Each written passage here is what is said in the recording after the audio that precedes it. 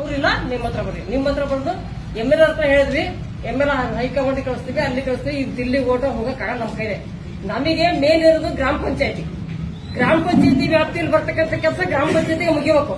ನಿಮ್ಮವರೆಗೂ ಬರೋದು ನಮ್ ತಾಕತ್ತಲ್ಲ, ಅಲ್ಲಿವರೆಗೂ ಬರಲೂಬಾರ್ದು.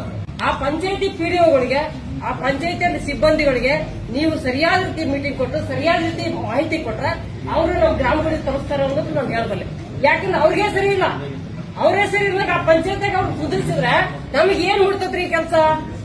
ನಮಗೇನ್ ಮುಡ್ತದ ಸರಿ? ನಾವು ಬಂದ್ ನಿಮ್ಮ ಹತ್ರ ಪತ್ರ ಕೊಡೋದು ಹಾಕೈತಿ, ಕೆಲಸ ಆಗಲ್ಲ. ಅದಕ್ಕೆ ನಮ್ಗೆ ಏನೂ ಸಿಗಲ್ಲ. ಪಂಚಾಯತಿ ಸಿಬ್ಬಂದಿಗಳು ಸರಿಯಾದ ರೀತಿಯಲ್ಲಿ ವರ್ಕ್ ಮಾಡಿದ್ರೆ ಯಾರಿಗೂ ಸಮಸ್ಯೆ ಬರಲ್ಲ. ಪಂಚಾಯತಿಯವರು ಫೋನ್ ಮುಖಾಂತರ ಹೇಳಿದ್ರೆ ಅಕ್ಕಿ ಮನಿ ಬರೀತಾರೆ. ಅಲ್ಲಿ ಗ್ರಾಮ ಪಂಚಾಯತ್ ಅರ್ಜಿ ಕೊಟ್ಟರೆ ಕಸ ಸುತ್ತ ಇರ್ತದೆ.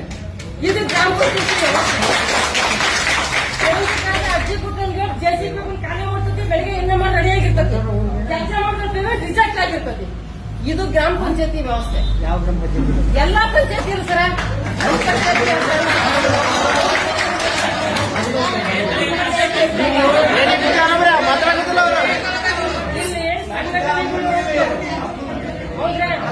ಈ ಕೆಲಸ ಈ ಗ್ರಾಮ ಪಂಚಾಯತಿ ಮಾಡ್ತಾರೆ. ಇಂಜಿನಿಯರ್ ಪಾಪ ವರ್ಕ್ ಮಾಡ್ತಾರೆ, ಅವ್ರು ಮೆಜರ್ಮೆಂಟ್ ಹತ್ರ ಕರೆಕ್ಟ್ ಇದ್ರೆ ಅವ್ರು ಯಾವ್ದನ್ನು ಮಾಡ್ತಾರೆ.